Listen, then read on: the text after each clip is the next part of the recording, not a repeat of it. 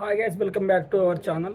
So Atlee and Allu Arjun వీళ్ళిద్దరైతే ఒక movie తీస్తున్నారని తెలుస్తుంది అనమాట మనకు. సో అట్లీ 6వ మూవీ, అల్లు అర్జున్ 22వ మూవీ. సో కళానిధి మారన్ అనమాట. సన్ పిక్చర్స్ అధినేత కళానిధి మారన్. సో ఇదంతా స్టోరీ ఎందుకు వచ్చిందంటే లోలా VFX.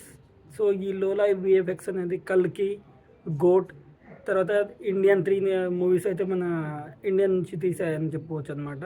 So Harry Potter, America, so ఇలాంటి మార్వెల్స్ మూవీస్ అయితే వాళ్ళు ఎక్కువ విఎఫ్ఎక్స్ అయితే ఇస్తారని చెప్పుకోవచ్చు. సో ఇప్పుడు మనకు పుష్ప తర్వాత the biggest pan Indian movie, biggest Hollywood రేంజ్లో వస్తున్న మూవీ అని చెప్పుకోవచ్చు అనమాట. అందుకే వీళ్ళు లోలా విఎఫ్ఎక్స్ వాళ్ళని అయితే కలిసారని చెప్పుకోవచ్చు అనమాట. సో ఏ రేంజ్లో తీస్తున్నారు అనేది వాళ్ళ ఊహకే వదిలేస్తున్నామని అంటున్నారు అనమాట. మనం ఊహకే వదిలేస్తున్నామని చెప్తున్నారు.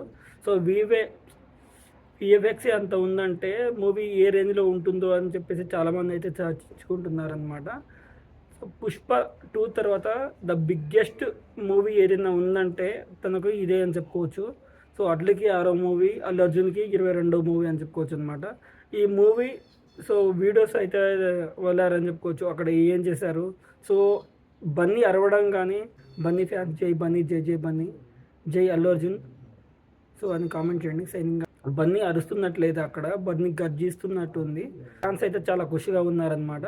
మీరేమనుకుంటున్నారో కామెంట్ చేయండి. Signing off Naraj Rathod reviews. జై బన్నీ, జై జై బన్నీ అని కామెంట్ చేయండి.